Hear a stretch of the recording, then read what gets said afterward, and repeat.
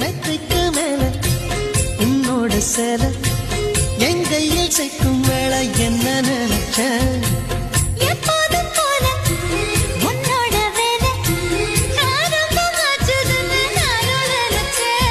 நீ உள் காயத்தை பார்க்கிறப்போ என்ன நினைச்ச நீ நகம் வெட்ட வேணும்னு சொல்ல நினைச்சேன்.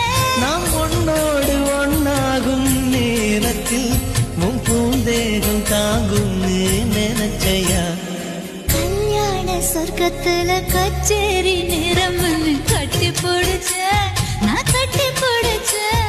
என் வெட்கம் விட்டு மூச்சு முட்டை கட்டி பிடிச்சேன். சொக்கி தவிச்சேன்